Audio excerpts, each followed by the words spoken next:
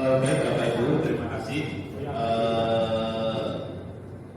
Pada kesempatan ini saya akan mendiseminasikan materi dari program pendidikan guru penggerak, yaitu budaya positif. Budaya positif ini ada budaya positif di kelas dan budaya positif di sekolah. Tapi ini kita yang ambil budaya positif di kelas saja. Jadi kalau Bapak Ibu tadi bilang guru penggerak itu calon kepala sekolah, sebenarnya kan aslinya tidak. Guru penggerak itu aslinya cuma kayak instruktur biasa, ya dulu Pak Samina dan kawan-kawan Pak Imam, bukan sebenarnya dia hanya ditugaskan untuk menggerakkan komunitas pembelajaran. Nah, berkembang ke sini kenapa ada wacana kepala sekolah itu karena tidak ada yang ikut Bapak Ibu ya. Makanya ada iming-iming gitu ya. Padahal sebenarnya ada. Jadi ini salah satu materinya yang harus didiseminasikan yaitu budaya positif. Kalau budaya positif ini saya yakin Bapak Ibu di sini semuanya sudah melakukan semua. Termasuk saya juga di kelas kita sudah sering melakukan Pak Syaroni dari dulu kan di Semandu itu. Tapi di sini di guru penggerak ini tidak penyegaran. Jadi guru penggerak ini sebenarnya motor dari kurikulum merdeka. Tapi sayangnya mungkin guru penggeraknya belum selesai ketika kurikulum merdeka sudah launching. Jadi materi kami itu ada pembelajaran berdiferensiasi dan semacamnya. Jadi kayak guru penggerak itu nanti jadi sumber pertanyaan dari teman-teman yang mengalami kesulitan ketika menerapkan kurikulum merdeka belajar. Sebenarnya seperti itu. Nah, langsung saja.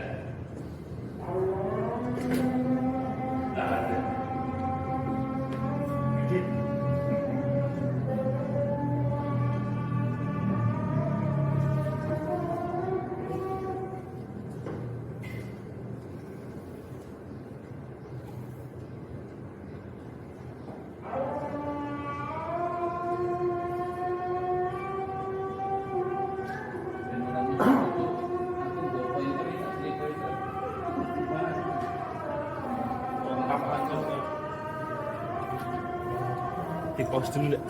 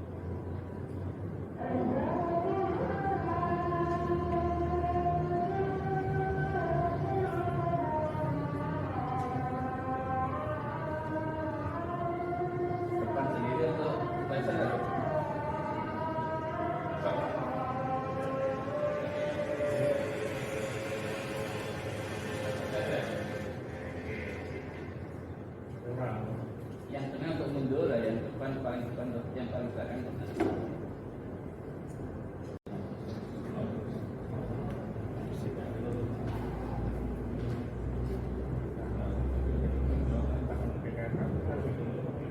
Oke, baik Bapak Ibu, kita lanjutkan lagi karena agendanya sudah selesai.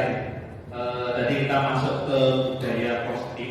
Jadi arti dari budaya positif di sini adalah sebuah perwujudan nilai-nilai kebajikan universal yang diterapkan di sekolah untuk mendukung pendidikan yang berpihak pada murid sesuai filosofi Geger Dewantoro. Jadi di kurikulum merdeka ini intinya itu kita itu menciptakan pendidikan yang berpihak pada murid dan itu top sebenarnya ya. Jadi tidak macam-macam kayak dulu tuntutannya, yang penting hanya berpihak pada murid. Nah, salah satunya di sini untuk mendukung pendidikan yang berpihak pada murid itu yaitu dengan mewujudkan suatu budaya positif, budaya yang mendorong murid untuk selalu berperilaku positif. Perilaku positif itu berarti ketika mereka berperilaku, mereka didasari oleh nilai-nilai keyakinan, nilai-nilai kebajikan yang mereka yakini. Jadi mereka nanti akan bisa berperilaku baik secara otomatis, Bapak. Jadi kalau misalnya anak itu disiplin, selama ini anak kalau disiplin itu dia takut dihukum oleh gurunya, ataupun mungkin mengharapkan imbalan ujian atau pembelajaran dari gurunya, Sekarang itu diharapkan anak itu disiplin karena dia memang merasa dirinya menjadi manusia yang memiliki nilai-nilai disiplin. Jadi motivasinya dalam dirinya, motivasi intrinsik istilahnya. Jadi termotivasi dari diri sendiri, bukan atas suruhan, bukan atas paksaan ataupun mengharap imbalan dari orang lain. Ini namanya budaya positif. Nah, ini suatu lingkungan yang aman dan nyaman akan memberikan kesempatan murid untuk berproses, belajar secara baik, yang dinamakan dengan merdeka belajar. Kalau lingkungan tersebut penuh dengan tekanan, penuh dengan istilahnya suasana yang tidak baik, maka pembelajaran akan sulit dilaksanakan. Siswa cenderung sulit menerima pelajaran. Nah, tugas kita sebagai pendidik adalah menghilangkan atau mencabut gangguan-gangguan yang dapat menghambat siswa untuk belajar dengan baik. Ini baik. Kemudian ini materi di guru penggerak ini terus terang, saya itu sebenarnya materinya itu tidak berat, materi kayak pedagogus awal. Tapi di situ kalau saya sendiri merasa saya direorientasi atau menemukan kembali filosofi pendidikan. Kalau kita kan selama ini pelatihan itu isinya kan kompetensi profesional biasanya Pak Imam ya.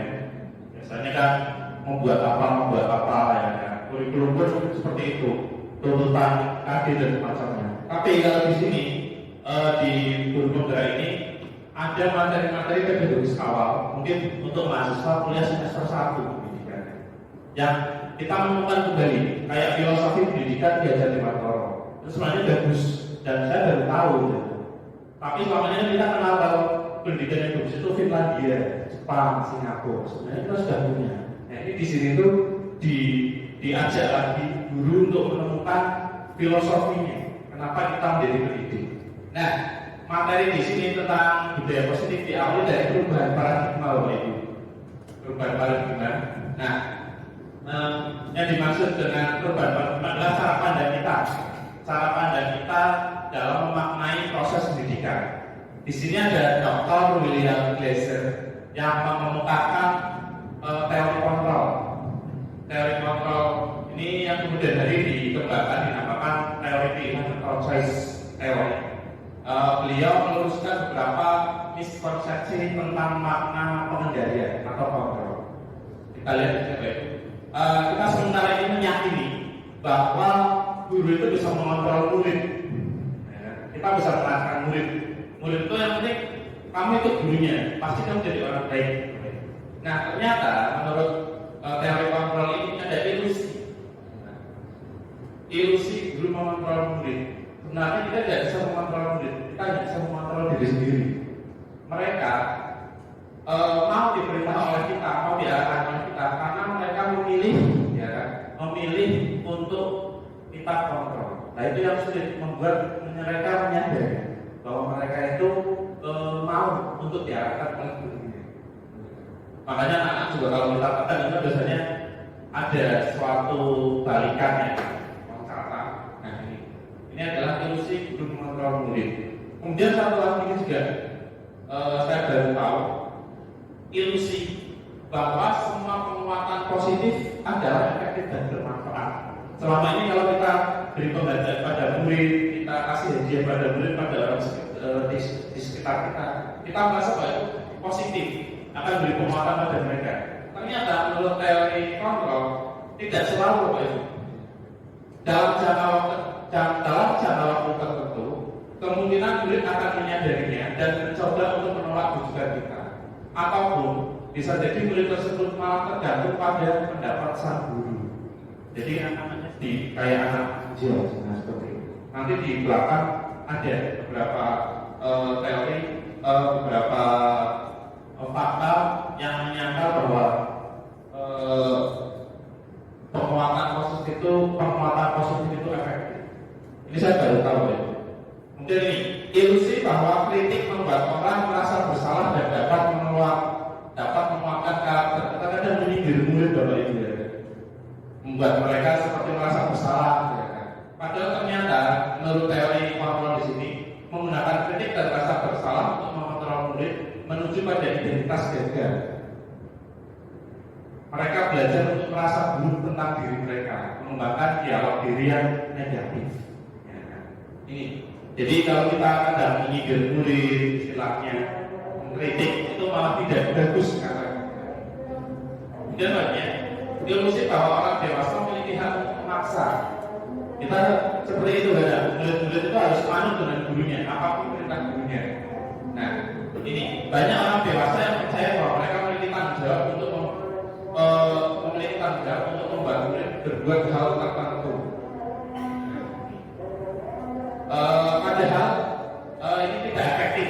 Perilaku maksa ini tidak akan efektif untuk jangka waktu panjang dan akan malah terbentuk sebuah hubungan permusuhan. Ini tentang awal dari perubahan paradigma. Nah, bagaimana sekarang? Pendidikan kita selama ini pakai ini, baik stimulus dan respon. Akhirnya kita berikan stimulus pada murid kita harapkan murid kita merespon dengan perilaku tertentu. Misalnya kalau murid kita hukum, diharapkan murid telat, kita hukum, diharapkan dia akan takut, besok lagi tidak akan telat, itu tidak boleh. Kemudian murid itu menjawab pertanyaan, yang mudah kita kasih hadiah. Itu diharapkan murid kita besok itu kita kasih hadiah, dia akan menjawab pertanyaan. Ini namanya stimulus respon. Sekarang muncul ke pendekatan teori kontrol. Nah, sekarang bedanya untuk stimulus respon itu realitas kebutuhan kita sama. Kita yang biasanya tidak itu. Pak guru dulunya itu belajar haji. Belajar itu dari buku. Anak-anak kamu harus belajar dari buku. Tidak boleh pergi main-main seperti itu kan. Padahal ternyata menurut teori kontrol kan, realitas kebutuhan kita berbeda. Ya. Ada anak yang belajar yang sambil bermain ya kan dan semacamnya. Tidak harus sama dengan gurunya. Ya kan. Mungkin anak itu lebih ekstrovert, gurunya introvert. Ya akan tetap gitu loh. Intinya kalau kamu malam itu ya di rumah saja belajar terus. Realitas kebutuhan kita berbeda. Di stimulus respon, semua orang lihat hal yang sama. Pada teori kontrol, setiap orang memiliki gambaran yang berbeda-beda. Kemudian juga kita mencoba mengubah orang yang berpandangan sama dengan kita. Pada teori kontrol, kita bisa memahami pandangan orang lain tentang dunia. Jadi keselamanya seperti itu kan. Murid itu harus kaji, harus apa ya kan. Kalau di teori kontrol kita pahami kebutuhan murid. Kadang memang muridnya itu kebutuhan belajar kita seperti dia tidak akan bisa diam loh. Tapi biasanya sudah seperti itu. Saya tuh kalau belajar itu lari-lari mungkin guru semandu ya. Jadi pergi ke kelas semari. Tapi gurunya pada mungkin kan merasa bahwa harus sama dengan dia. Makanya tidak pernah ketemu dengan gurunya. Pemahamannya. Nah di sini di belajar merdeka di budaya positif ini kita berusaha memahami pandangan orang lain tentang dunia.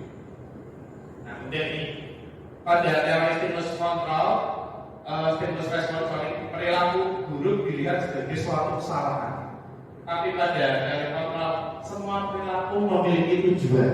Jadi di sini kita bisa memahami kalau siswa itu melakukan pelanggaran, dia sebenarnya punya tujuan tertentu. Dia kepingin apa? Kita pahami. Kalau dulu kan kita langsung hukum saja, anak langsung up dan selesai. Kalau sekarang kita pahami, maunya minta pemahaman. Kurikulum kita itu maunya minta pemahaman. Anak biasa bicara, kenapa kamu telat? Terus apa yang bisa kamu lakukan untuk meninggalkan budaya tersebut? Itu teori kontrol. Kemudian di sini stimulus respon, orang lain bisa mengontrol saya. Padahal hanya Anda yang bisa mengontrol diri Anda. Jadi saya tidak bisa mengontrol orang lain, tapi saya bisa mengontrol diri sendiri. Pemaksaan Anda saat juga gagal. Kalau sesuatu tersebut kita bujuk, kita nasihati gagal, biasanya kita paksa. Dan di sini namanya ada kolaborasi antara siswa dan guru sehingga tercipta konsensus kesepakatan yang menciptakan pilihan-pilihan. Kemudian yang dulu model berpikir menang kalah, kalau sekarang berpikir win-win solution. Ini tentang perubahan paradigma. Jadi pendidikan yang baru ini, budaya positif ini ingin merubah paradigma dari stimulus respon menuju ke teori kontrol. Oke. Kemudian lanjut lagi ke makna disiplin, karena ini kaitannya dengan budaya positif itu nanti membentuk disiplin positif pada siswa. makna disiplin selama ini disiplin dihubungkan dengan ketidaknyamanan. Ketidaknyamanan itu maksudnya kita harus mematuhi aturan. Disiplin adalah aturan. Ada aturan kita patuhi, baru kita disiplin. Betul tidak Pak Ibu kira-kira seperti itu ya? Nah, kalau sekarang Ki Hajar sendiri merumuskan disiplin yang dimaksud Ki Hajar adalah disiplin diri, yaitu yang memiliki motivasi internal. Jadi disiplin itu harus motivasinya dari anak sendiri. Anak rajin membuat tugas karena dia memang termotivasi untuk mengerjakan tugas tersebut, karena dia menganggap dirinya sebagai orang yang baik, orang yang rajin, tidak perlu dihukum oleh gurunya atau diberikan imbalan oleh gurunya. Ini namanya disiplin positif. Jadi disiplin positif itu intinya disiplin yang dilandasi dari motivasi internal atau intrinsik, karena dia ingin berbuat baik berdasarkan nilai kebajikan. Nah, diajar di sini nanti menyatakan bahwa mencapai kemerdekaan atau menciptakan murid yang merdeka diperlukan disiplin yang kuat. Nah, sebagai pendidik kita harus menciptakan anak-anak yang memiliki disiplin diri sehingga mereka bisa berperilaku dengan mengacu pada nilai kebajikan universal dan memiliki motivasi intrinsik. Itu tugas kita. Jadi kita menciptakan anak-anak itu biar dia itu punya motivasi intrinsik. Ini mungkin jadi penyelesaian untuk menanggulangi kekerasan di sekolah. Karena kita bingung dihadapkan bahwa muridnya bisa ini, ya nanti kita yang kena dilaporkan polisi ya, kena kuku apa ya. Nah, di sini adalah budaya positif ini bisa menjembatkan itu. Jadi kalau ada anak bermasalah, kita pahami dia motivasinya apa. Karena semua perbuatan akan dilandasi oleh motivasi untuk memenuhi kebutuhan tertentu. Kemudian dari situ anak itu kemudian kita buat mereka punya motivasi intrinsik. Sekarang ke nilai kebajikan universal. Nah, nilai kebajikan universal adalah nilai kebajikan yang disepakati bersama. Kemudian di sini ada kata disiplin. Disiplin adalah bentuk kontrol diri, yaitu belajar untuk mengontrol diri agar dapat mencapai suatu tujuan mulia. Nah, tujuan mulia di sini mengacu pada nilai-nilai atau prinsip mulia yang dianut seseorang. Menurut Dayat dosen, mengemukakan bahwa menaikkan nilai kebajikan yang diyakini oleh seseorang, maka motivasi ekstrinsiknya akan terbangun, sehingga menggerakkan motivasi dari dalam untuk mencapai tujuan yang diinginkan. Nah, ini makna dari disiplin positif seperti ini. Jadi siswa punya tujuan mulia, guru juga punya tujuan mulia yang kita yakini bersama, yaitu nilai-nilai kebajikan, sehingga kita berperilaku sesuai dengan nilai kebajikan tersebut. Mungkin sampai sini Bapak, ada yang tanggapan feedback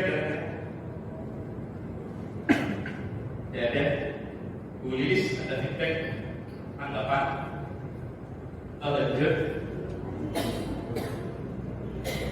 Ini materinya ada banyak. Nah ini juga penting Bapak Ibu untuk memahami siswa kita. Saya baru mengenal adanya teori motivasi Bapak Ibu. Ini patut diperhatikan. Motivasi manusia ada 3 Bapak Ibu ternyata. Yang pertama, motivasi untuk menghindari ketidaknyamanan atau menghindari hukuman. Ini biasanya adalah tingkat terendah dari motivasi perilaku manusia. Ini kalau siswa misalnya tidak mengerjakan tugas, dia akan mendapat hukuman.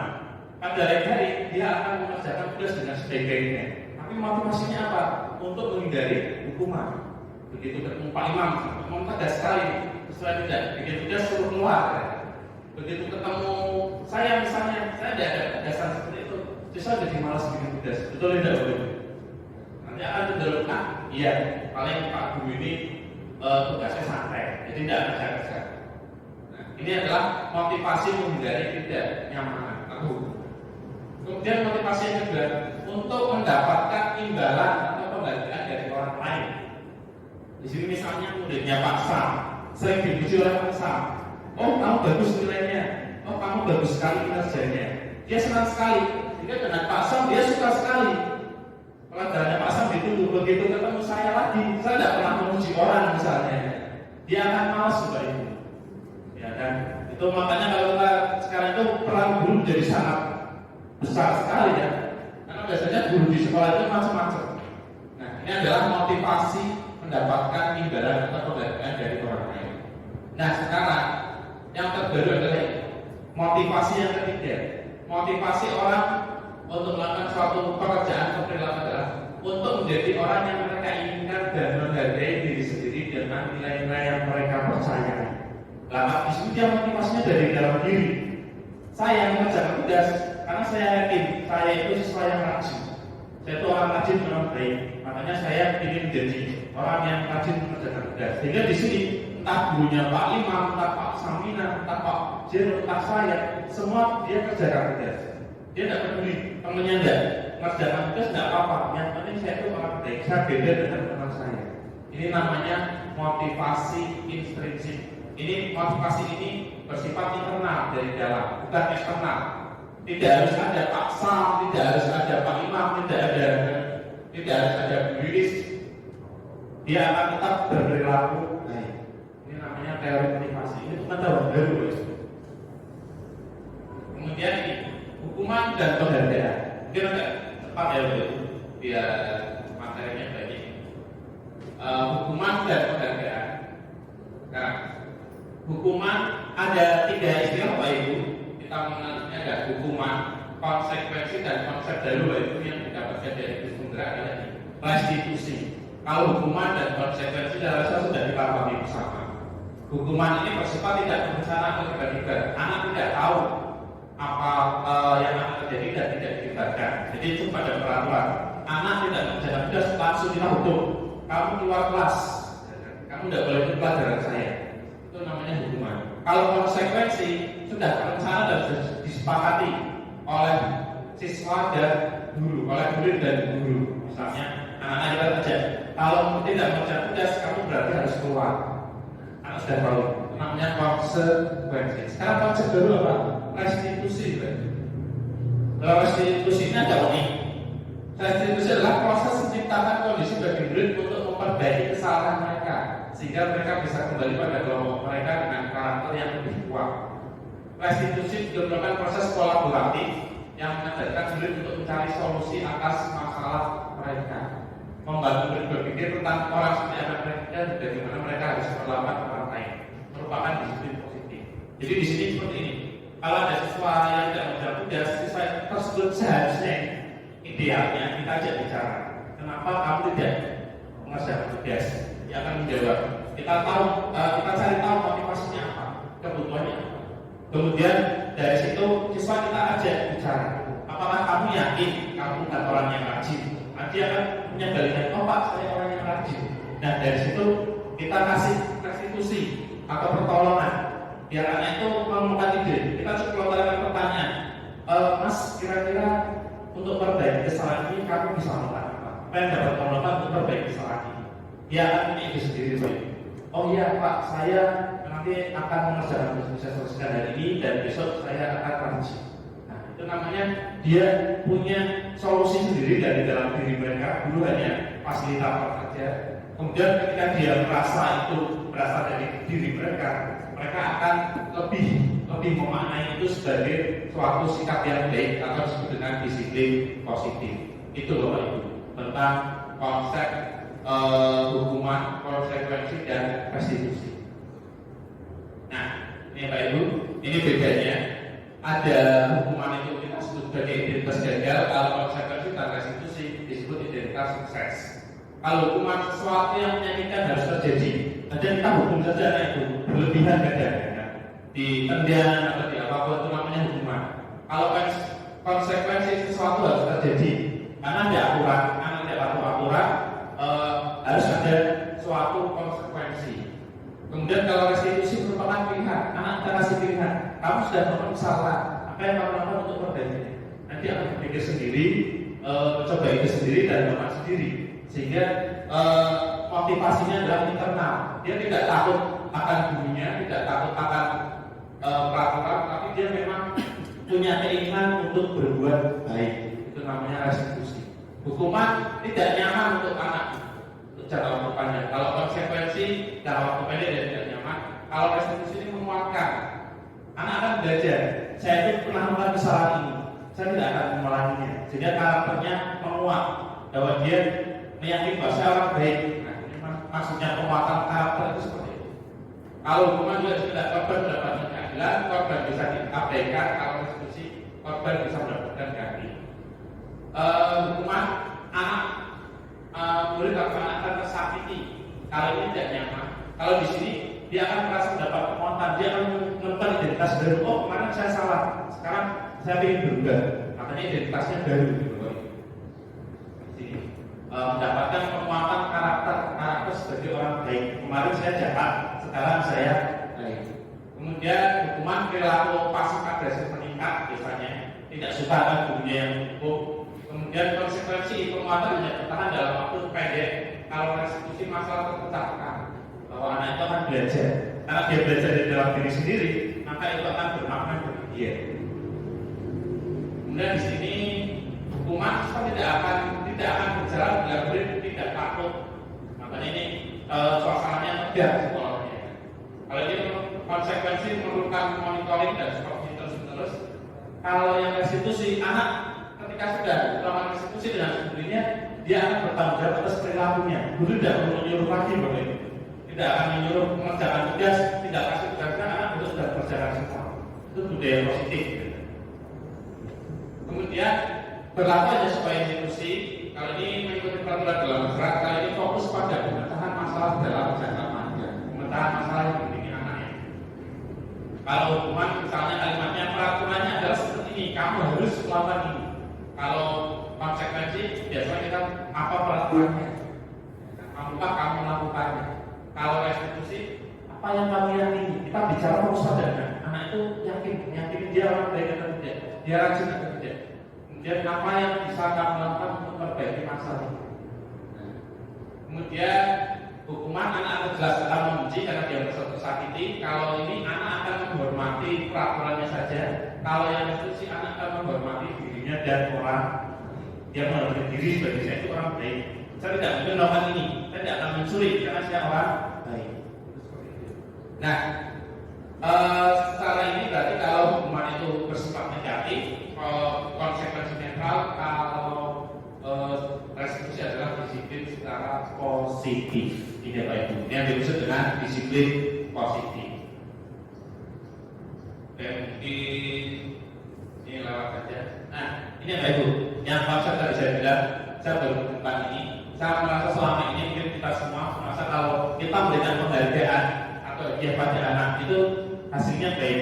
Terutama sesuatu yang baik daripada memberikan hukuman. Kita tidak akan menghukum anak, tapi kita cenderung melakukan memberikan penghargaan. Nah ternyata menurut Alfi Korn di sini ya kan, sama saja baik hukuman maupun penghargaan adalah menghasilkan potensi pembelajaran yang sesungguhnya. Nah kok bisa dia bilang seperti itu? Nah ini Pak Ibu, ini teori-teorinya.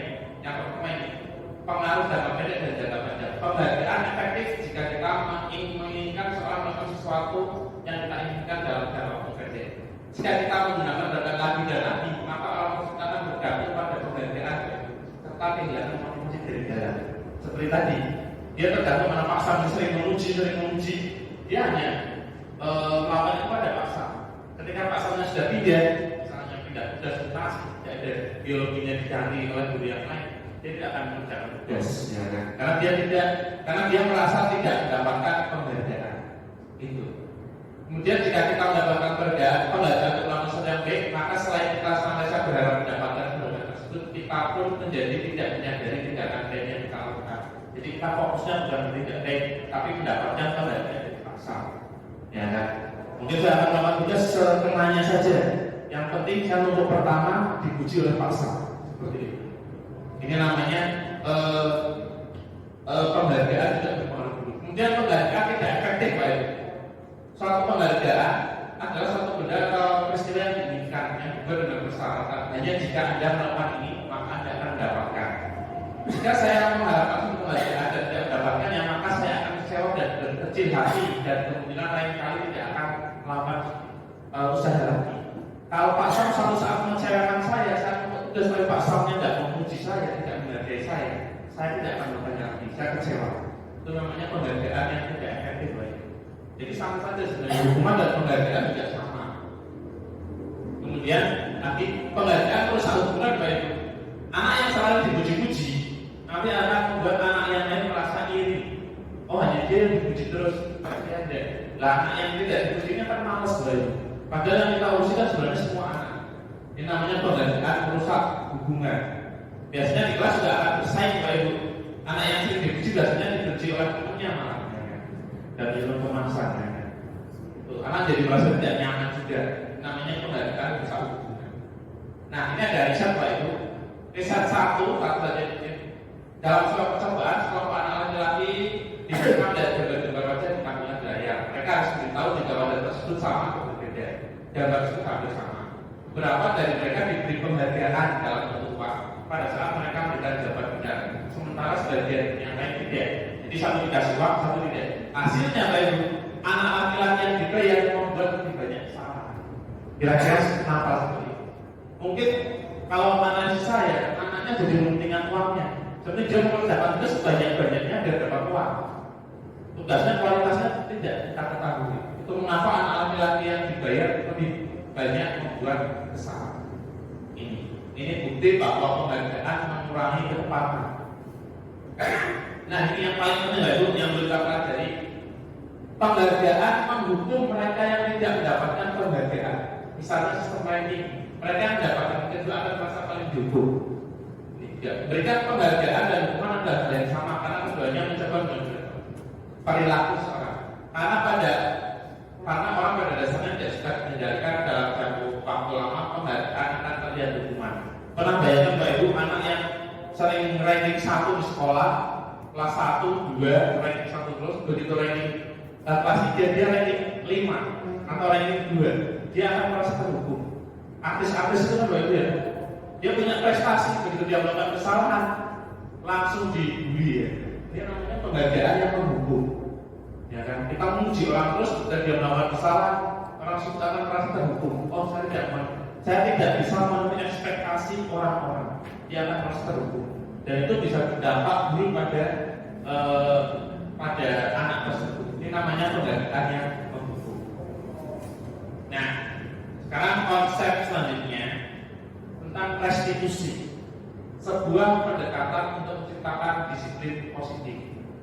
Di sini ada kata restitusi, Pak. Restitusi itu membantu murid menjadi lebih baik, memiliki tujuan disiplin positif dan memulihkan dirinya setelah berbuat kesalahan. Ini konsep dari restitusi. Ketika murid berbuat salah, guru akan menanggapi dengan mengajak murid berefleksi. Jadi tidak menghukum, tapi dia mengajak murid merefleksikan kamu itu kenapa salah apa yang telah kamu lakukan sehingga mereka dapat memperbaiki kesalahan mereka dan menjadi pribadi yang lebih baik serta menghargai diri ya kan? Jadi seperti itu. Jadi tidak dihukum, tidak apa-apakan, tapi itu direfleksikan apa yang telah kamu lakukan. Nah ciri-ciri restitusi bukan menebus kesalahan namun untuk belajar dari kesalahan. Restitusi perbaiki hubungan dengan korban, restitusi adalah tawaran dan semacamnya. Intinya restitusi itu adalah di mana kita menolong murid untuk keluar dari suatu masalah dan dia mendapatkan penguatan karakter dari kesalahan tersebut. Bukan dari kesalahan tapi dari usaha untuk memperbaikinya. Kalau murid itu tidak disiplin, kemudian kita beri restitusi, dia beri, kamu yakin kamu itu bukan orang yang disiplin, apakah kamu bukan orang yang baik? Kalau dia akan menjawab, saya orang yang baik. Setelah itu kita kasih, kalau kamu orang baik, kamu harusnya seperti apa? Oh saya orang baik, saya akan berdisiplin, saya akan rajin, saya akan cermat dan semacamnya. Nah disitulah terjadi penguatan karakter. Bahwa murid kuat hatinya, saya yakin bahwa saya adalah orang yang baik. Seperti itu, adalah konsep restitusi. Nah, sekarang untuk menolong murid kita yang bermasalah dari alih-alih kita menghukum ataupun melakukan suatu permintaan konsekuensi atas perbuatannya, kita akan melakukan restitusi. Nah, sebelum melaksanakan restitusi, kita terlebih dahulu melakukan yang namanya keyakinan kelas. Keyakinan kelas itu adalah keyakinan kelas ini sebagai fondasi dasar tujuan sebuah kelas yang akan menjadi landasan dalam memecahkan konflik atau permasalahan di dalam sebuah kelas. Jadi Jadi keyakinan kelas itu seperti ini. Anak itu, kelas kita itu yakin bahwa murid-muridnya adalah orang yang rajin, disiplin, baik dan semacam. Nah, di sini pembentukan keyakinan kelas itu keyakinan kelas bersifat lebih abstrak daripada peraturan yang lebih tinggi. Jadi ada keyakinan, ada peraturan. Kalau peraturan itu harus dipatuhi, kalau keyakinan itu adalah kitanya dari dalam kita. Kita mau seperti apa? Itu namanya keyakinan kelas.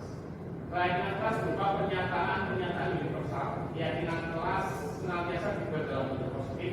Keyakinan kelas sebenarnya ada keyakinan kelas sebaiknya yang dapat diterapkan. Semua kelas itu berkontribusi dan bersedia menunjukkan kembali keyakinan kelas dari orang tua. Ini prosedurnya. Nah, ini contohnya coba langsung ke keyakinan kelas. Jadi bukan peraturan, siswa tidak boleh makan di kelas, bukan. Selama ini kan itu seperti itu. Kalau jam terakhir boleh minum, bukan tidak boleh makan.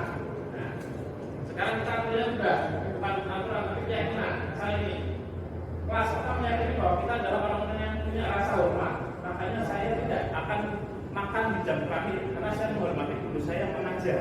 Saya juga menghormati teman-teman saya yang sudah belajar. Kemudian saya bekerja.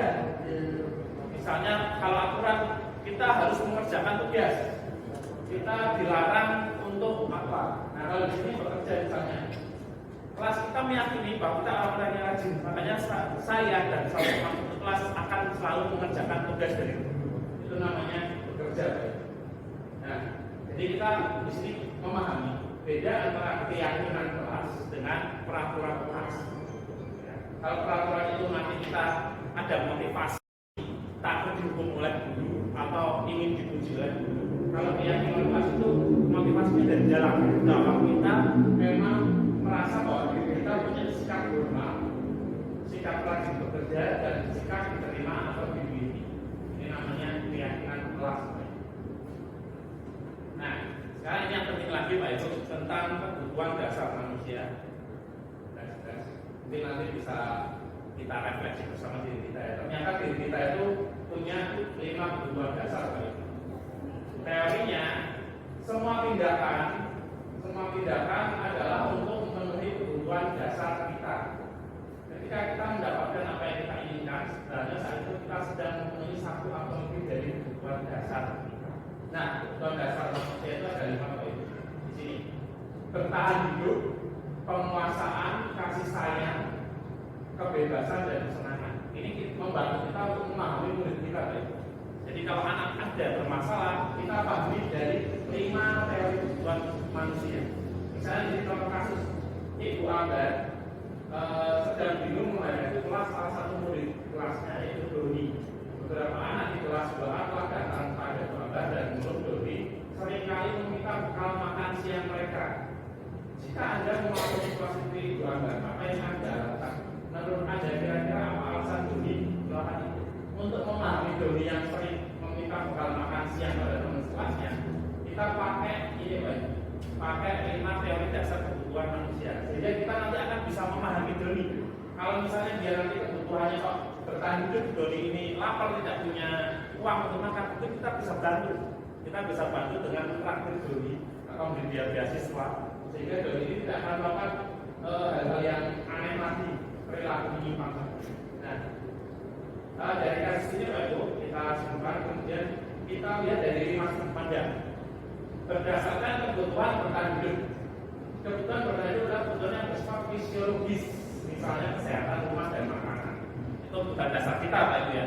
Nah, sekarang dalam kasus Doni tadi, kalau kita panggil si Doni dan kita ditanya, kita tanya Doni tersebut, ketika Doni ditanya oleh Ibu Ambar, dia menjawab adalah karena ia lapar dan orang tuanya tidak bekal makan siang, maka kebutuhan dasar yang sedang dipenuhi oleh Doni adalah kebutuhan bertahan hidup. Kalau Doni itu sudah kenyang, dia tidak akan hidup lagi. Seperti itu. Lain halnya ketika dengan kebutuhan kasih sayang, kebutuhan untuk disayangi dan diterima, meliputi kebutuhan akan hubungan dan koneksi sosial. Kalau Doni tadi kita panggil dan jawabannya mengambil bekal itu karena dia merasa senang temannya di luar dia, atau karena ibu gurunya memanggil dia, itu berarti Doni sedang kekurangan atau harus dipenuhi adalah kebutuhan akan menampakkan kasih sayang dan rasa diterima. Doni hanya ingin disayangi dan cari perhatian sama. Nah, sekarang kalau penguasaan itu berhubungan dengan kekuatan mencapai sesuatu, menjadi kompeten, terampil atau berprestasi. Kalau pada kasus Doni tadi, kalau Doni itu ternyata alasannya dia merasa hebat karena temannya jadi takut dengan dia dan menerusi keinginannya, berarti Doni tersebut sedang memenuhi kebutuhan dasarnya itu kekuasaan. Doni hanya ingin ditakuti oleh teman-temannya. Mungkin Bapak Ibu bisa menyalurkan bakat Doni tersebut dengan olahraga berprestasi semacamnya. Mungkin seperti itu. Sehingga Doni tidak akan buat keributan di kelas kita. Kemudian kalau kebebasan itu, kebutuhan akan kemandirian otonomi, memiliki pilihan dan mampu menjadikan orang lain. Kalau Doni di atas tadi jawabannya adalah merasa bosan, Bapak Ibu. Kenapa dia mengganggu temannya minta bekal karena dia merasa bosan? Berarti Doni hanya berusaha memenuhi kebutuhan akan kebebasan. Mungkin Doni bisa kita berikan variasi kegiatan, suruh ikut ekstra dan semacamnya daripada mengganggu temannya. Kemudian yang terakhir kesenangan, kebutuhan untuk mencari kesenangan, bermain dan tertawa. Kalau pada kasus tadi Doni itu melakukannya karena iseng saja untuk menikmati ekspresi teman-temannya besar, berarti Doni hanya butuh kesenangan. Mungkin nih, Doni sedang berusaha mencari kebutuhan akan kesenangan. Mungkin kita bisa berikan Doni suatu kegiatan agar dia bermain, memiliki permainan, menyalurkan hobinya. Nah, itu apa itu? Ada 5 teori kebutuhan dasar manusia. Ini menjadi bekal kita untuk mengetahui, untuk memahami perilaku murid kita. Nah, konsep selanjutnya adalah restitusi 5 posisi kontrol. Dian Gosen dalam bukunya Restitution Disiplin menyatakan bahwa guru perlu meninjau kembali penerapan disiplin di dalam kelas mereka selama ini.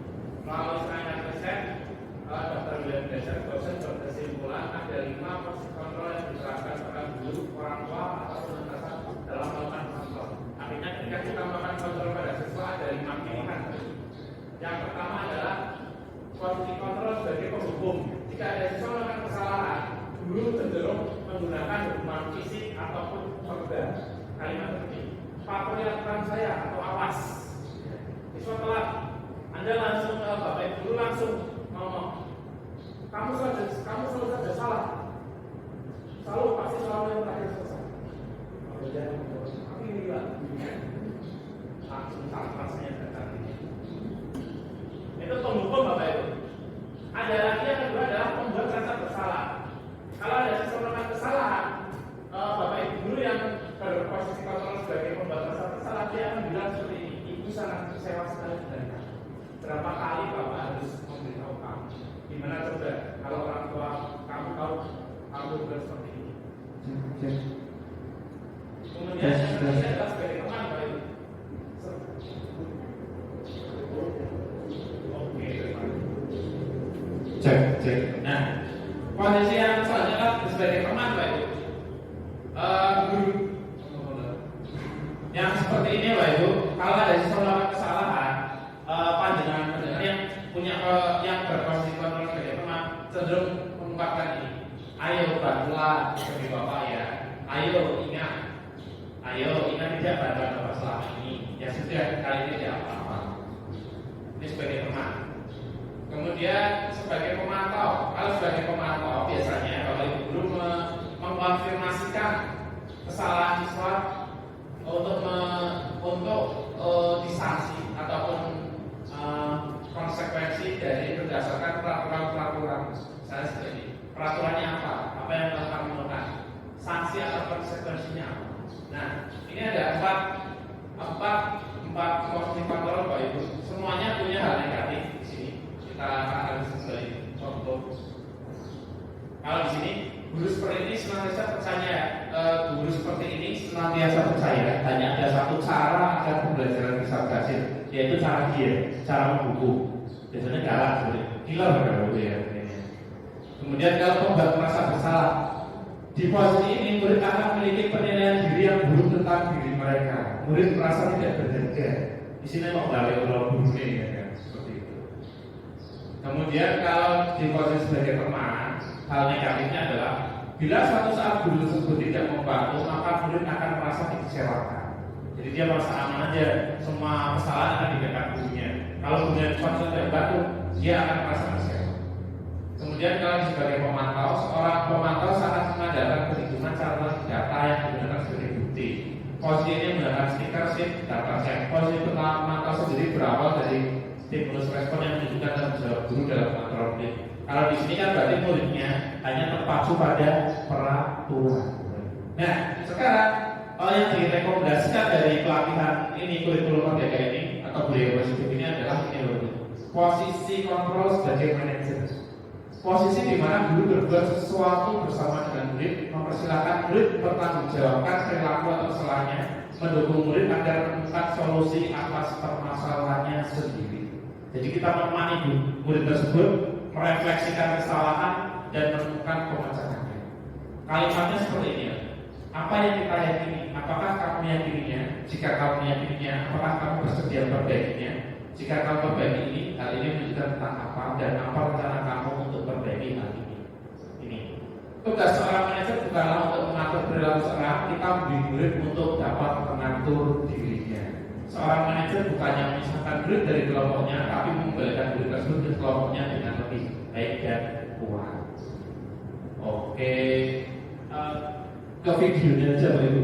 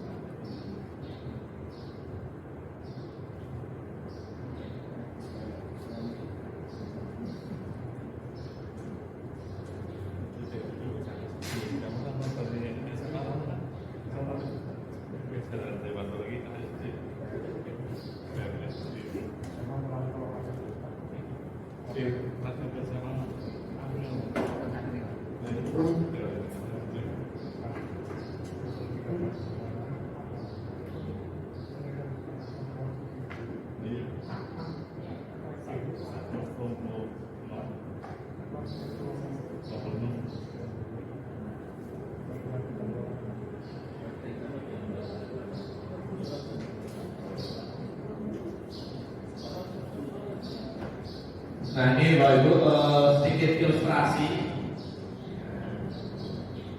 Nah ini bisa diilustrasi untuk posisi kontrol kita dalam mengendalikan murid. Ada 5 posisi kontrol: pendukung, langsung ilustrasi ini Bapak Ibu. Ini mungkin bisa diilustrasi di situ posisi pendukung. Nah kalau ada murid yang datang seperti itu, mulai telat Bapak Ibu, ini gurunya langsung marah-marah. Marah ini langsung dimarahi.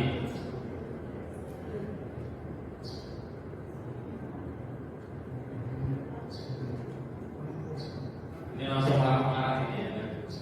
Mungkin saya juga seperti itu, kadang saya marahi sudah jam 3, sudah jam setengah 3 lah jalannya ya. Muridnya mau kelewat-kelewat, saya marahi sekali. Ternyata salah Bapak Ibu.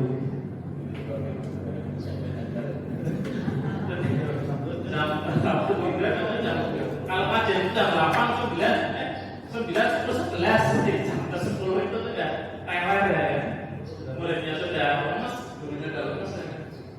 Dikasih tugas kok meleho ya. Kita marahi, ternyata salah Bapak Ibu. Tidak boleh ya. Ini langsung kasih hukuman. Ya kira-kira kali ini melakukan basiat 5 kali ya. Ini namanya kan gurunya hanya pengen menyakiti murid tersebut. Pokoknya murid tersebut harus ada, ya kamu melakukan kesalahan ada hukuman. Kamu mau saya hukum tanpa ada pembelajaran pada diri murid. Itu yang salah seperti itu ya. Karena juga kalau jam 9, 10, 11 sudah panas sekali ya. Siswanya sudah panas.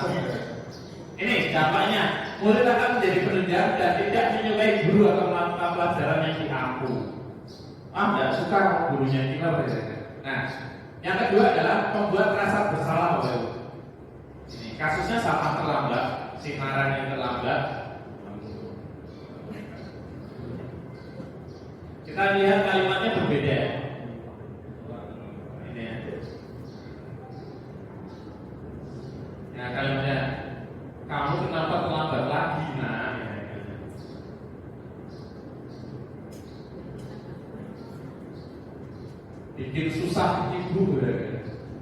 nanti ibu yang ditegur oleh bapak kepala sekolah ya. Itu namanya membuat rasa bersalah ya. Nanti ibu bisa tidak bisa bina kamu ya. Mungkin kita semua melakukan ini. Bu Lilis mungkin salah satu dari kita, salah satu dari sini kita pertanyaan ini memang tidak tahu, saya juga tidak tahu ya. Ternyata seperti itu bukan yang terbaik treatment pada murid. Ibu harus tulis apa di buku absen ya.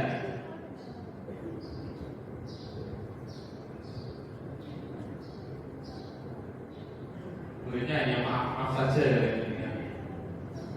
Nih, bikin susah ibu. Senangnya bikin susah ibu ya. Gurunya bisa jatuhan stres ya kan.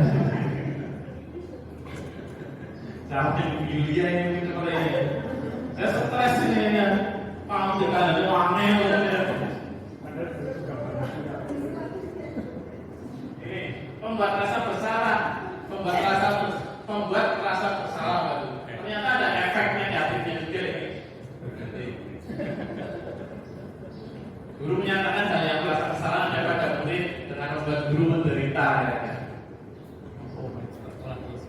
Nah ini dampaknya membuat murid merasa bersalah, dia merasa rendah diri dan menarik diri dari lingkungan. Kok gawaannya mengecewakan Bu Lilis terus ya. Nah sekarang yang ketiga adalah posisi sebagai teman. Ini kasusnya sama lagi, si Arif tolak lagi. Ini ganti misalnya oleh Bu Amilah misalnya. Ini kan bilang orang beda-beda sebenarnya. Tapi ini tidak marah kali ini ya. Nah, ini benar tidak marah ya, ramah ini ya. Bu Amilah banget ini ya.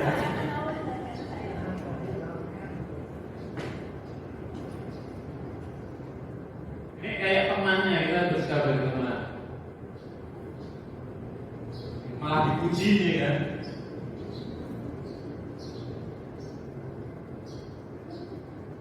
Agak saya kejar dulu ya kan.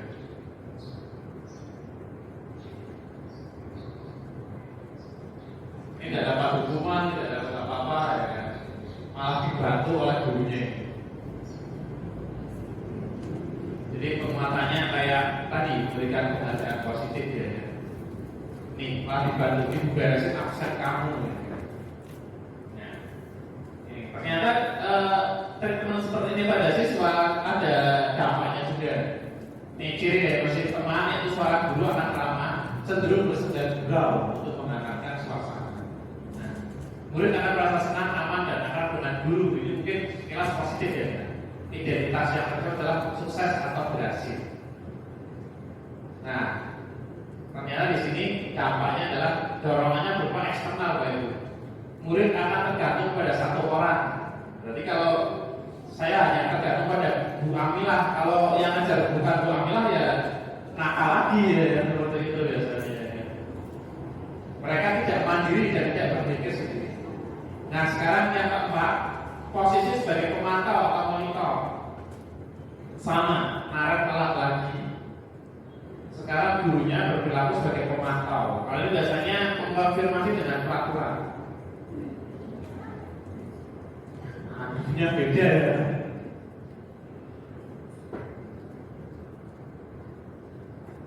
Nah ini ada konfirmasi peraturan baru. Kita harus sekolah jam 7 dan jam 7.20. Ada peraturan, ada konsekuensi. Ini saya harus tinggal kelas pas istirahat jam selama 20 menit. Yang benar konsekuensinya demikian.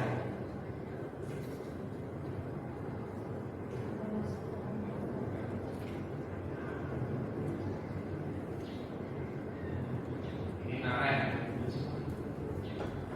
Nih, mengandalkan perhitungan data untuk mengontrol murid. Bersuaranya datar, kalau tidak emosional tidak bisa jadi gurau, ini cirinya.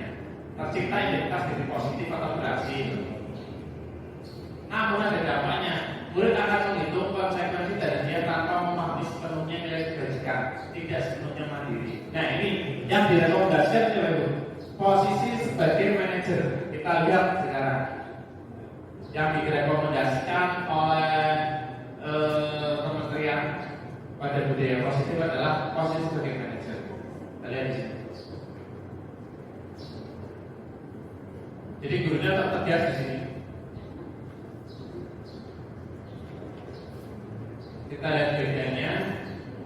Dia beritahu aturannya.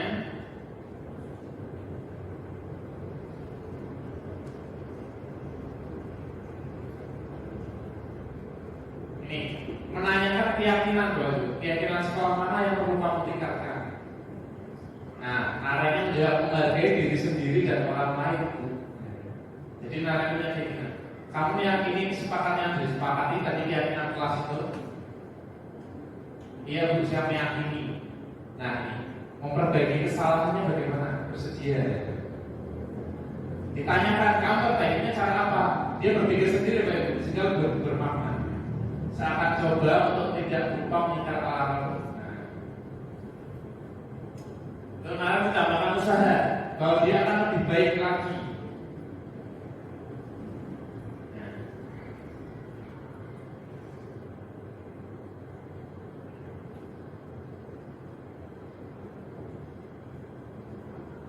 Ini guru hanya membimbing saja ini ya kan.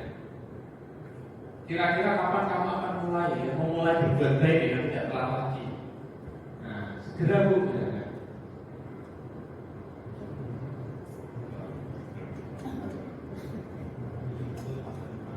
Ini pertanyaannya kalau diterapkan di kelas pasang terlalu lama tidak mengontrol ini ya. Malah tidak pulang ya, kemudian muridnya terlalu banyak ya benar-benar tulis. Tapi sebenarnya kalau ini diaplikasikan dalam kurikulum merdeka, kita kan jamnya banyak, materinya sedikit. Itu makanya kurikulum merdeka itu sebenarnya ini membentuk siswa tadi. Makanya materinya kita tidak perlu banyak-banyak, tidak usah mengejar materi pernapasan, dari respirasi, dari ya kan sirkulasi. Kita fokus pada perkembangan murid. Kelas 10 itu kan hanya ke hati dan virus ya. Itu lama sekali, bisa untuk menerapkan ini. Nah ini dampak posisinya murid mandiri dan percaya diri serta dapat memecahkan masalah. Ini Bapak Ibu tentang posisi kontrol.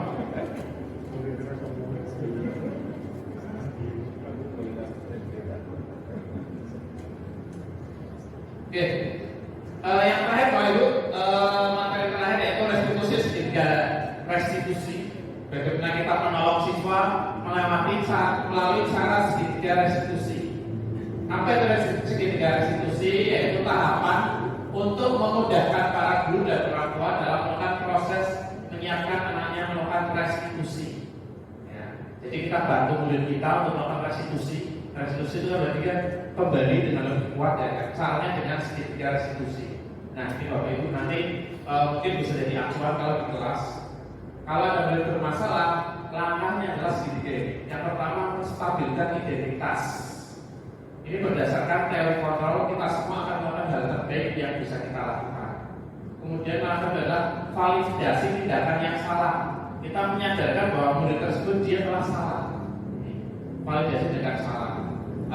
Relasinya dengan teori kontrol adalah semua perilaku memiliki alasan. Kemudian langkah ketiga menanyakan keyakinan seperti ibunya tadi ya. Nah, segitiga restitusi ini digunakan pada posisi kontrol sebagai manajer. Ini yang ibunya tadi dilakukan pada anak-anak itu. Teori kontrolnya kita semua memiliki motivasi internal. Ini lebih lengkapnya seperti itu. Jadi kalau ada murid melakukan kesalahan, langkah pertama adalah yang paling bawah, menstabilkan identitas. Kita tanya, kita berikan pernyataan kepada dia, kita pahami dia. Setiap orang pasti pernah melakukan kesalahan. Kalau kita melakukan ini, anak tidak akan berontak. Kalau kita salahkan, Pak Muki kok telat, dia akan berontak ya, tidak akan patuh pada kita. Tapi kalau kita pahami, oh setiap orang pasti pernah melakukan kesalahan. Iya Pak, saya cuma salah ya. Kamu bukan satu-satunya pernah melakukan ini. Kita mencoba memahami dia, sehingga tercipta komunikasi antara murid dengan guru. Setelah itu, identitasnya stabil, kita berikan validasi tindakan salah. Seolah-olah di sini kita dukung kan. Murid kok telat ya, tidak mengerjakan tugas sekolah, kita dukung. Oh Pak, guru saja dulu itu juga tidak mengerjakan tugas loh pada waktu sekolah ya. Seolah-olah kita dukung. Oh enggak. Tapi kita naikkan di sini bahwa itu tindakan yang salah. Kamu tentunya punya alasan mengapa melakukan itu. Kenapa jangan mudah seperti Nara tadi. Kenapa kamu kok telat? Oh ternyata dia seperti ini seperti ini. Terus tanya, adakah cara yang lebih efektif untuk mendapatkan apa yang kamu butuhkan? Nara tadi kan ditanya, ada nggak caramu biar kamu tidak telat? Ya, kan? Oh pasang alarm. Ya, kan? Oh siapa yang pasang? Siapa yang mengingatkan? Ada ibu saya. Kemudian kita tanyakan keyakinannya. Keyakinan kelas apa yang telah kita sepakati? Kamu ingin jadi seperti ini. Kamu ingin jadi orang seperti apa? Kita tanyakan, kamu siswa yang disiplin bukan? Kamu siswa yang rajin bukan? Kamu ingin jadi orang yang baik bukan? Kalau dia jawab, iya bu, saya walaupun melakukan kesalahan, tapi saya sebenarnya orang baik. Saya ingin jadi orang baik. Nah, disitulah kita telah menanamkan keyakinan pada murid kita. Nah, di sini dulu. Tadi keterangannya, bagian dasar bertujuan kebaikan identitas anak dari orang gagal karena melakukan kesalahan menjadi orang sukses. Ini kalimat-kalimat yang dapat kita gunakan. Berbuat salah itu tidak apa-apa. Tidak ada manusia yang sempurna. Saya juga pernah melakukan seperti itu. Kita bisa menyelesaikan ini. Bapak Ibu tidak tertarik mencari siapa yang salah, tapi ingin mencari solusi. Kamu benar merasa begitu. Kemudian yang kedua, validasi tindakan salah. Setiap tindakan dilakukan dengan satu tujuan, tapi kita harus menerangkan bahwa tindakan sesuatu kita itu salah. Nah, kalimatnya sudah seperti ini. Padahal kamu bisa melakukan yang lebih dulu dari ini ya. Kamu pasti punya alasan mengapa itu, mengapa melakukan itu. Kamu patut bangga pada dirimu sendiri karena kamu telah menjadi besar penyebab kamu. Kamu boleh menerangkan itu, tapi kamu harus menambah sikap yang baru, ya kan? Kemudian yang ketiga, menanyakan keyakinan. Pada dasarnya termotivasi secara internal. Makanya anak itu harus dihubungkan dengan nilai-nilai yang dia percaya, sehingga berpindah menjadi orang yang dia yakini, seek the belief ya. Ini apa yang kita percaya sebagai kelas keluarga, apa nilai-nilai umum yang telah kita sepakati, atau bayangan kita tentang kelas sendiri. Kamu mau jadi orang seperti apa? Nah, mungkin langsung ke contoh biar Bapak Ibu lebih memahami.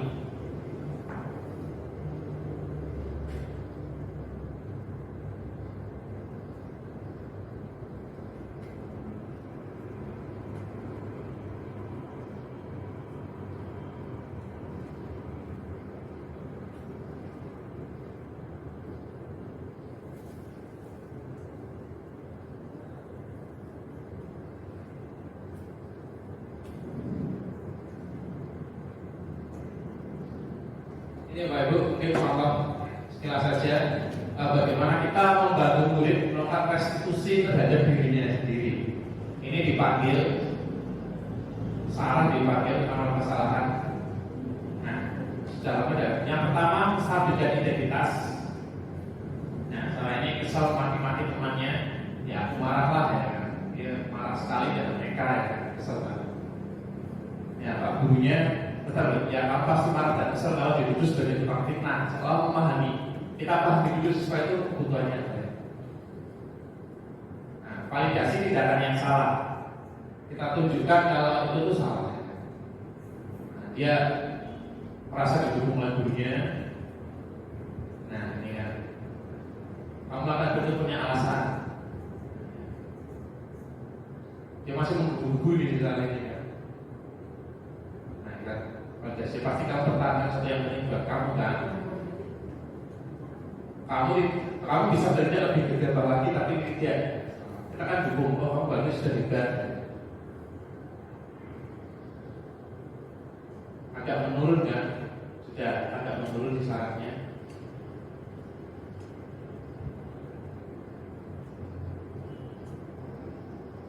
Kamu itu tidak berparah hati kan.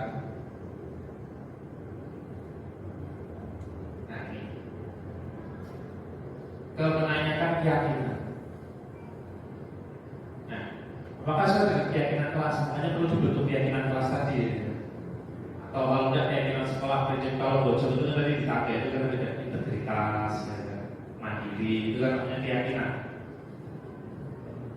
Nah, saya sebenarnya sangat menghargai orang lain. Ya. Si Sarah itu sebenarnya baik ya, tapi dia hanya emosi saja. Kamu tidak menghargai orang yang penting buat kamu. Nah, baru kita masuk saling menghargai.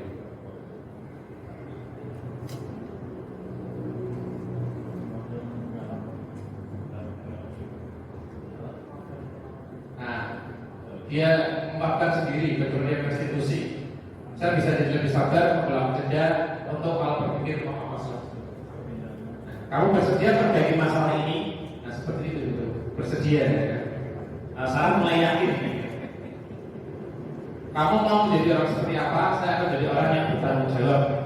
Nah, sekarang kalau menemukan identitasnya, menjadi motivasi bahwa dia itu orang yang bertanggung jawab. Di sini dia muncul motivasi intrinsik atau motivasi internal, dan ini akan abadi. Nah, dia restitusi. Bagaimana memperbaiki masalah ini? Mengembalikan saraf ke komunitasnya. Jadi kadang-kadang kalau kita anak sudah marah dengan temannya, biasanya kan dia dikucilkan ya. Karena dia tidak minta maaf ya, dan semacamnya.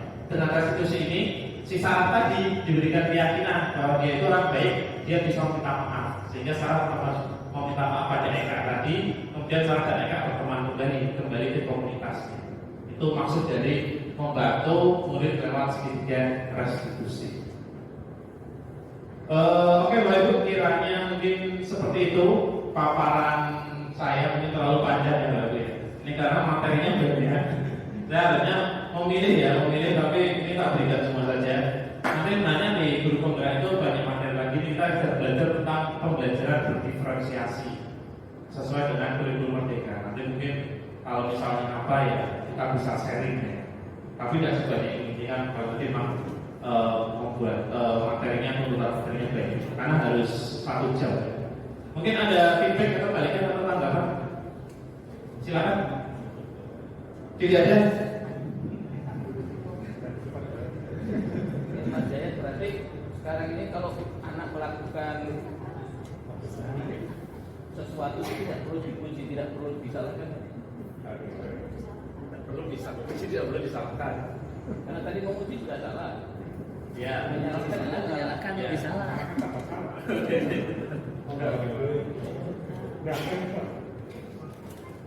Ya, sekarang kalau ada dari Pak Saron ini, kalau anak melakukan sesuatu tidak perlu dipuji, tidak perlu disalahkan. Nah ya, kita untuk memuji pembelajaran, tetapi tidak berlebihan tadi ya, karena kita sekarang sudah tahu ternyata pembelajaran tadi kan sudah dikemukakan dalam jangka waktu pendek itu efektif, tapi kalau dalam jangka waktu yang panjang ternyata tidak efektif. Anak akan merasa terjebak di situ ya.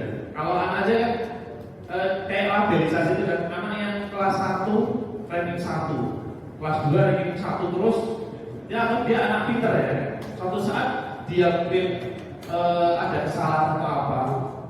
Nah, di situ kan kita jadi kecewa pada dia merasa terhukum. Oh, saya ternyata itu anak teman-teman saya tidak berhubung saya kalau saya rankingnya jago. Kan seperti itu Pak. Jadi pemberian penghargaan atau apa pujian itu jangka pendek saja, jangan terus-menerus seperti tadi. Itu sudah diungkapkan. Tidak boleh istilahnya setiap apa dipuji terus ya, anak itu terus ya, tidak merata ya. Nanti anak tersebut akan merasa bahwa yang tidak apa ya Pak ya patuhnya nanti dengan Pak Zero terus ya, dengan Pak Sam mesti Anda Pak Sam tidak pernah memuji saya ya. Nah seperti itu. Jadi hanya jangka pendek saja, tapi tidak boleh jangka panjang. Artinya di sini kita menyadari bahwa penghargaan pun bisa mengakibatkan dampak pada siswa, tidak perlu positif ya. Mungkin seperti itu Pak Zero. Ada lagi mungkin? Pak Imam masih apa pandangan ya? Tadi menanggapi untuk hukuman dan penghargaan, memang kalau kita seperti saya ajar bagi awal, tidak paham karakter anak, ya mungkin kita harus memaafkan anak, karena kadang-kadang ada anak yang marah kalau dipuji, merasa tersinggung, karena mungkin tadi alasannya tadi, karena mereka tidak ingin dianggap lebih kepada temannya. Ada anak yang senang dipuji juga ada. Mencari caper lagi. Makanya di sini kita harus selektif, betul-betul selektif. Manakah anak yang ya tadi pantas kita puji atau enggak. yang minimal kalau kita mau menguji misalnya untuk pemberian tugas misalnya yang mungkin dulu di kurikulum kita sudah kelas kita lakukan. Ketika anak selesai mengerjakan tugas, apakah di kelas mungkin pakai close dari kemudian jadi ujian yang mungkin lebih manusiawi daripada tadi bentuknya uang mungkin. Walaupun kadang-kadang ya ada yang senang kalau dikasih uang, senang semua. Kemudian untuk hukuman ini memang kita harus hati-hati untuk hukuman pada anak.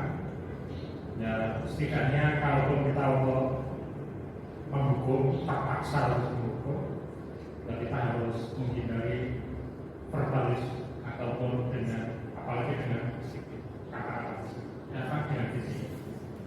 Kata-kata pun usahakan kata-kata yang tidak sampai menyinggung pada anak-anak pribadi anak.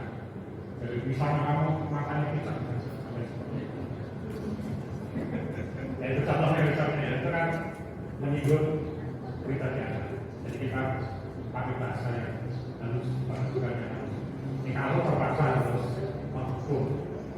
Nah, ini cuma kalau ini kita terapkan untuk SMA, memang kelihatannya kalau guru mapel kan mengajarnya sekian ratus anak, seperti saya sendiri kan 200 anak, sehingga kelihatannya menjadi sangat sulit untuk mengamati satu persatu. Maka sebaiknya kita memperlihatkan atau kita mencari perilaku yang super saja, super nakal misalnya. Maka anak-anak yang apa-apa ya boleh kita abaikan, walaupun mungkin mereka sudah bisa jadi nanti tersinggung. Jawaban ya, saya tidak pernah kita dulu, saya tidak ganti sampah misalnya gitu. Apa saya harus beli misalnya gitu. Maka ini juga harus kita sikap seperti apa sekarang. Ketiga tambahan dari saya. Terima kasih. Terima kasih sekali tanggapan dari Pak Imam sebagai guru senior, bermanfaat sekali masukannya, tanggapannya, tambahannya. Tadi ada dua ya dari Pak Imam. Yang pertama tadi yang ada anak yang ada dipuji ya, malah seperti itu ada yang ingin dipuji ya. Ini jadi kayak tadi malah pikiran yang kebutuhan itu Pak ya. Jadi memang anak yang butuh dipuji ya kan. Mungkin dia punya kebutuhan dasarnya, dia ingin kasih sayang gitu ya. Mungkin Pak Imam yang berpengalaman ini ya. Kemudian yang kedua tentang guru SMA ya. Mahasiswanya banyak sekali. Pak Imam ini kan beliau besok ya. Tidak terbantahkan. Kalau mengenali anak-anak memang sangat sulit sekali, yaitu dari memang sarannya berarti kurva normal seperti ini, ada yang daerah lebih, ada yang daerah kurang, jadi kata seperti itu. Ya, memang ya penyesuaiannya di SMA seperti itu. Karena kita juga bukan guru kelas ya. Kalau guru kelas itu kan bisa kenal terus 1 tahun itu terkenal karakternya masing-masing. Kalau ini kan tidak. Ya. Oke, mungkin ada lagi. Kalau tidak ada, mungkin waktunya sudah jam 13 sesuai jadwal kita ya.